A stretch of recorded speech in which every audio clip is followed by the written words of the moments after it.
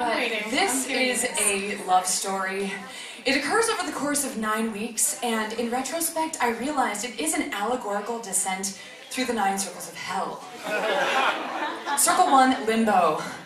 I've just broken up with my boyfriend and I'm on Craigslist searching for a new place to live. I come upon this hilarious ad for a vacant room, and the guy's a cunning linguist. My biggest turn on. So I'm instantly smitten, and maybe it's because I'm on the rebound, but I have to live with this guy. I want to, so I send him this smart and sexy email. I inquire about the room. I go to the house, I meet him. He's an aspiring musician and comedian, and his bedroom in the basement resembles a women's clothing department of a 1970s consignment store.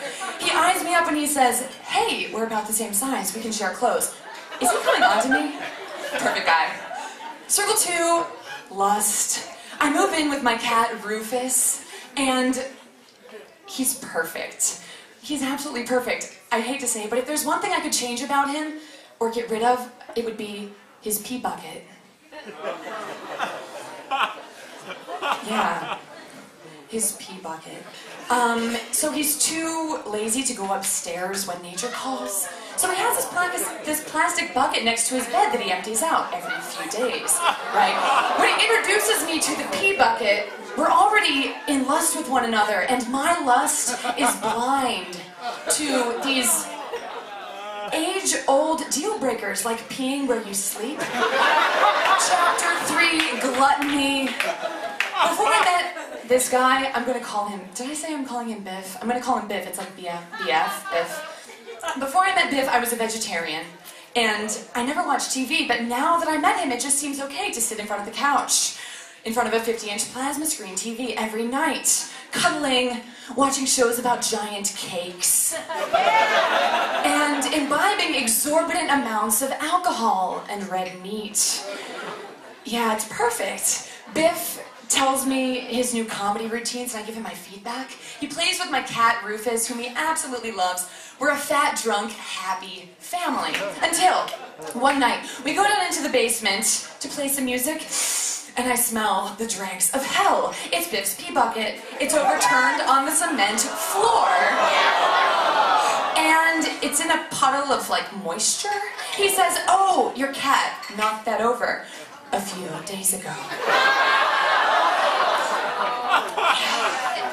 To be clear, I already told Biff that I'm disgusted by the pee bucket, but at this point, because my lust is blind, I feel like he's just using it to exert control. So I say, "You know what? I like you. I want to fix your problems.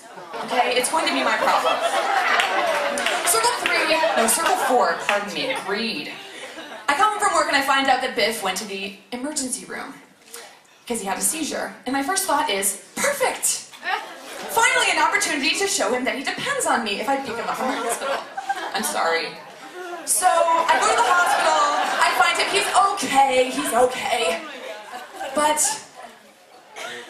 he looks like hell. And I'm picking this dry, encrusted vomit out of his hair as he hits on the nurses in front of me, trying to croon over him as he hits on these nurses. Circle 5 is anger.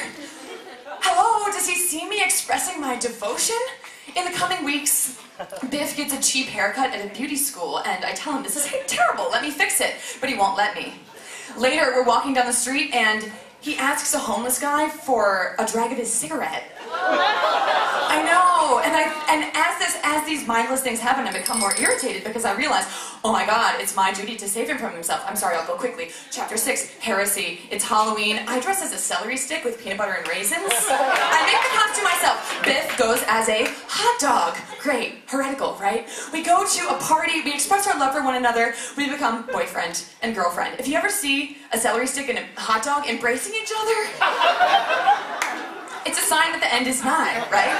2 weeks pass. Circle 7, violence. We have a big party at our house, a big show. And between bands, Biff, my boyfriend, thinks it would be a good idea to take his comedy routine on stage, including jokes that I already told him were not funny. But of course he doesn't listen to me, right? He absolutely bombs his act. And he's looking at me for support, and I'd say, "These jokes are stupid." Oh my God, he responds by trashing my bedroom. He turns my bookshelf upside down, he throws my things over the room, breaks everything. Sorry. And finally I begin to see the hell that I have built around myself. Chapter 8 is fraud. We don't break up immediately, we should have. But we begin this era of these toxic arguments. He brings other girls around the house. I start to sleep over at my ex-boyfriend's place down the street. But I still have this hope that things will get better until we enter the deepest, darkest circle of hell. Circle 9. You know what that is? It's treachery. Here's how it works. I enter my room late at night, and I smell the dregs of hell. It's coming from a big wet stain on the middle of my bed. And I find Biff. I say, "What the hell is going on?" And he says that it was my cat, Rufus. And I step back. And I have to laugh when I look at this divine comedy that has evolved in front of me. And I realize, you know, no matter whether it was my cat or my boyfriend, when I consider the hell around me and I'm at this treacherous crossroads, that this chapter in my life represents the end of our love story. Yeah.